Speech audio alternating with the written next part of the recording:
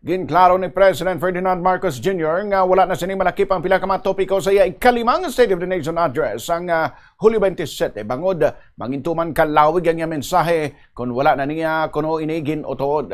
Kasunod din isang ginpagwa nga vlog sang Presidente kung sa din ginbasa siniyang komento sa publiko nga luyag kung taning mabatian ang pila ka mga topiko sa iya SONA. Sunod sa Presidente, hindi man bot silingon nga hindi importante ang mga topiko nga wala sining nasambit sa SONA kag nagpahayag man nga hatagan sa gyapon niya sang igdalo pangod ang ining mga bagay. Madumduman nga nangin kontrobersyal man ang nangin speech ni Marcos na hanungod sa Paxilica Project nga itukod sa talak. Plano nga labing unang spaceport nga ipatindog sa Cagayan. Kagamuman ang nangin pahayag sini sa iya pagkaisa nga si former House Speaker Martin Romualdez may kangtalan sa aligasyon sa iya na hanungod sa flood control scandal.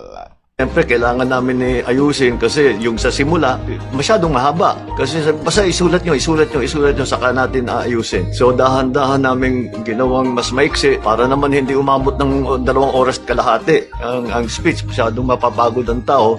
Pati ako, mauubos ang boses ko. Ang kasunod na katanungan, nasabi nyo ba ang lahat ng gusto nyo sabihin? Ang katotohanan, hindi. Marami kaming nailagay na kailangan na namin, hindi namin na maisama. Dahil masyado na mahaba.